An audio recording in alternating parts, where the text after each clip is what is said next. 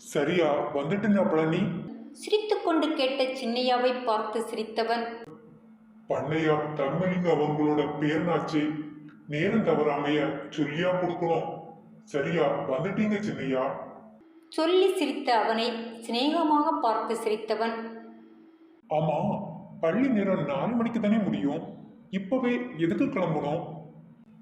சின்னையா, வகுப்பு முடிய 4 மணி ஆகிடும். அந்த 4 மணிக்கு ஒரு நொடி பிந்தாம நம்ம ஆர்த்தி மிஸ் வெளிவந்துடுவாங்க. எல்லாம் புள்ள மேல உள்ள பாசம்.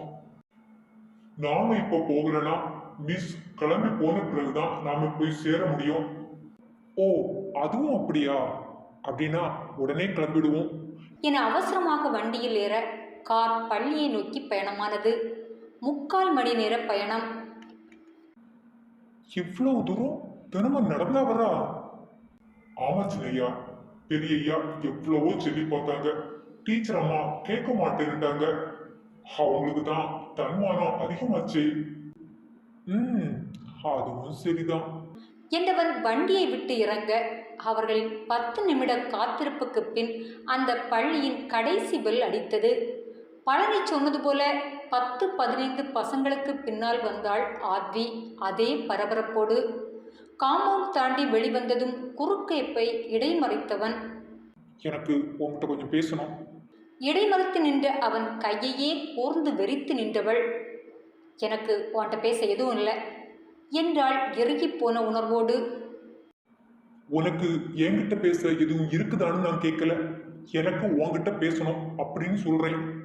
அவனும் அழுத்தம் திருத்தமாக சொல்ல அவனை ஏறிட்டு பார்த்தவள் கடும் கோபத்தோடு பழனியை பார்த்து முறைக்க, இப்ப உங்க சின்னையாவுக்கு என்ன தெரிஞ்சுக்கணும்? எதுக்கு பள்ளி பக்கத்துல வந்து லந்த கூட்டுறாருன்னு கேளுடா. அவள் வெடிக்க ஆடிப்போன பழனி குழப்பமாக இருவரையும் மாறி மாறி பார்க்க, அத மேடம் எங்களை பார்த்து கேட்க மாட்டீங்களா?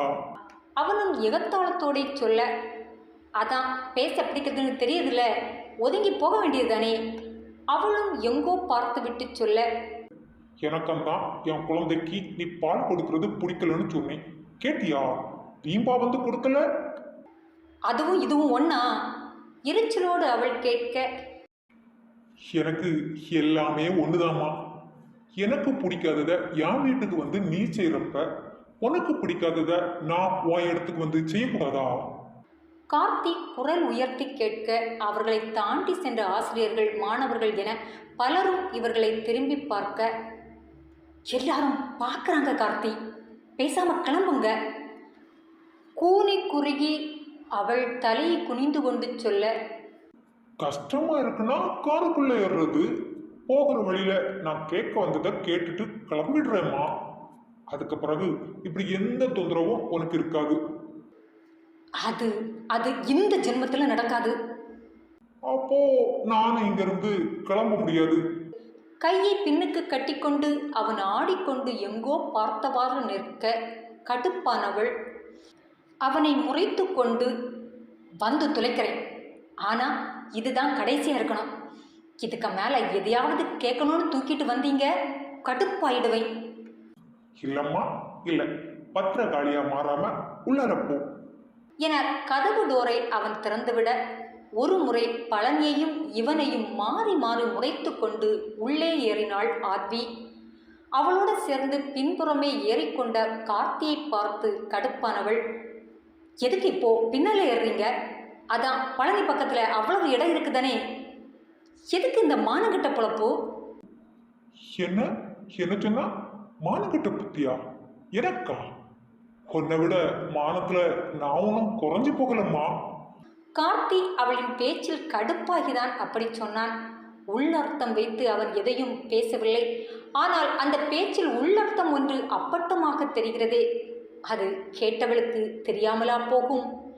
காது மடல் அவ்வார்த்தையை தீண்டியதுமே சீற்றத்தோடு ஆத்வி திரும்பும் முன், என்ன சின்னையா, என்ன பேசிட்டீங்க ஆத்திய பார்த்து? என பழனி கண்கிழங்க ஆரம்பித்த பின்தான் தன் சொல்லின் வேறு ஒரு அர்த்தம் பொதிந்து கிடப்பதை உணர்ந்தவன். Sorry sorry Palani, sorry sorry Aadvi. நீங்க நீங்க நினைக்கிற மாதிரி இல்ல. நான் நான் அந்த அர்த்தத்துல எல்லாம் எதுவும் சொல்லல. தட்டு தடுமாறி சொன்னவனை அனல் கக்க பார்த்தவள், ஆமா ஆமா, நான் மானங்கெட்டவாதான். ஒரு மாயக்காரனை நல்லவன்னு நம்பி என்னை கொடுத்தனே, நான் மானங்கெட்டவாதான். அவனை பற்றி முழுசா அறிஞ்சும் அவனை கொல்லாம இன்னும் உயிரோட வச்சிருக்கனே, நான் மானங்கெட்டவாதான்.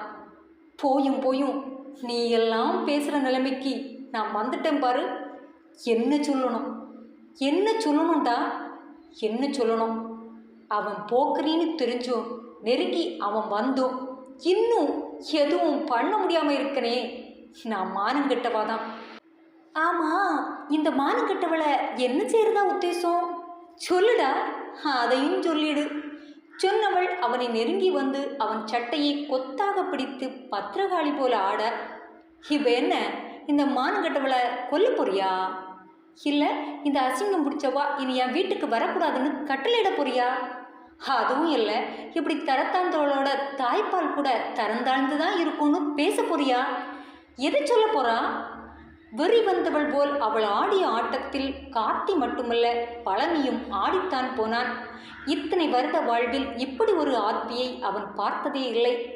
இது என்ன, இதை விட மோசமாக எல்லாம் இந்த ஊரார் பேசியிருக்கிறது தான். அப்போதெல்லாம் மௌனத்தை அணிந்து கொண்டு கடந்தவளுக்கு இன்று என்ன ஆயிற்று என்று யோசிக்க கூட முடியவில்லை பழனியார். அதிர்ந்து போய் சிலையாக அவள் அருகில் இருந்த கார்த்தியை பாவமாக பார்த்தான். கார்த்தி கூட பயத்தில் விழிவிரித்து சிலையாக அப்படியே அதிர்வில் இருந்தான். சாரிங்க, நான் சும்மா.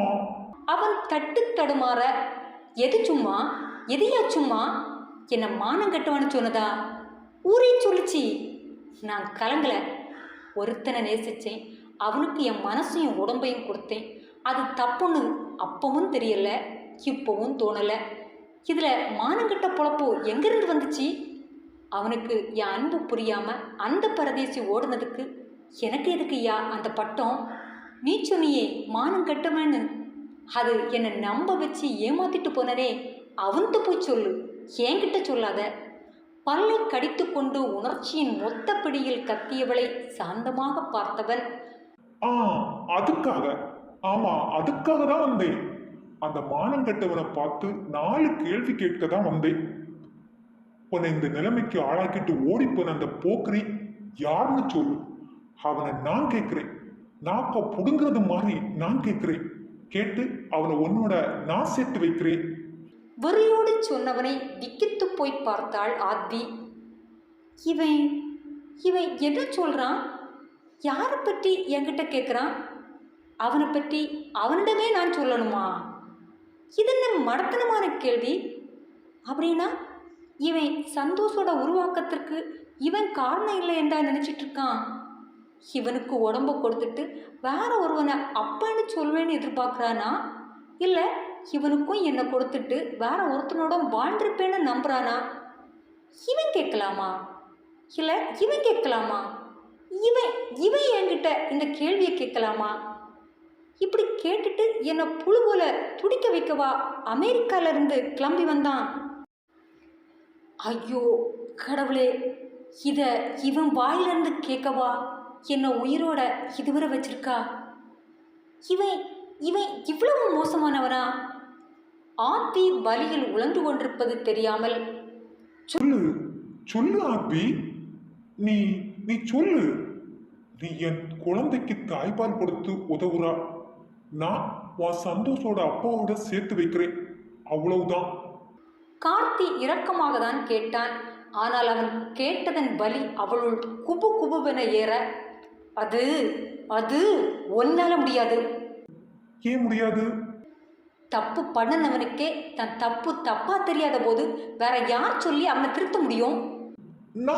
நான் திருத்துறேன் ஆப்பி. நீ யாருன்னு மட்டும் சொல்லு, மீதிய நான் பார்த்துக்கிறேன். சொல்ல மாட்டேன் என்கிற நம்பிக்கையில பேசுறானா? இல்ல பைரவியோட வாழ்ந்த வாழ்க்கையில எல்லாத்தையுமே மறந்து போயிட்டானா?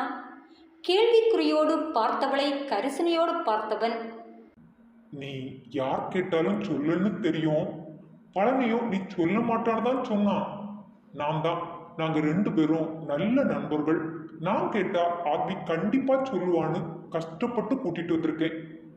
என்னோட மானத்தை வாங்கிடாம சொல்லிடுதாயி. இல்ல பழனி முன்னால ஊனி குறுக்கி தான் பேசணும். என்ன இவன் இவன் என்ன விளையாடுறானா அல்லது பழனிக்கு முன்னால நல்லவன் வேஷ போட முயல்றானா? எதுக்கு இப்போ இப்படி ஒரு கேள்வி கேட்டு சாகடிக்கிறான்? சலித்தவள் அவனை நிமிர்ந்து பார்க்க தோன்றாமல் முட்டிக்கொண்டு வந்த அழுகையை கஷ்டப்பட்டு அடக்கிக் கொண்டு இவன் முன் அழுது தன் பலவீனத்தை காட்டிக்கொள்ளக்கூடாது என, பழனி கொஞ்சம் வண்டியை நிறுத்து. எதுக்கு அபி? நிறுத்துன்னு சொல்றேன்ல. அவளின் அதட்டலுக்கு அடிபடிந்தவன் வண்டியை நிறுத்த டோரை திறந்து இறங்கியவள் கார் கண்ணாடி வழியே திரும்பி உள்ளே பார்வையை விட்டவாறு, கொஞ்ச நாள் பொறுங்க, சொல்லுவான் சொல்லுவான் அவனே சொல்லுவான், நான் சொல்ல வைப்பேன் என உறக்க சபதம் எடுத்தவள் போல கூறிக்கொண்டு அதிவேகமாக அங்கிருந்து நடக்கத் தொடங்கினாள். இந்த நாவலுடைய தொடர்ச்சியை நீங்கள் கேட்க வேணும்னா அமேசானில் நான் எழுதி 2 நாளுக்கு முன்னால் பதிவாகி இருக்கிற உயிரே உயிரே விலகாதே என்கிற என்னுடைய நாவலை கேட்டு முழுசாக தெரிஞ்சிடுங்க. தெரிஞ்சுட்டு உங்களுடைய கருத்தை மறக்காமல் கமெண்டில் சொல்லுங்கள். எனக்கு நீங்கள் எவ்வளவு மதிப்பு கொடுக்க விரும்புகிறீங்களோ அதை ஸ்டார் பட்டன் அழுத்தி எனக்கு தெரியப்படுத்துங்க. மீண்டும் இன்னொரு நாள் இன்னொரு நாவலோடு உங்களை சந்திக்கும் வரை உங்களிடமிருந்து விடைபெறுவது உங்கள் செல்வம்.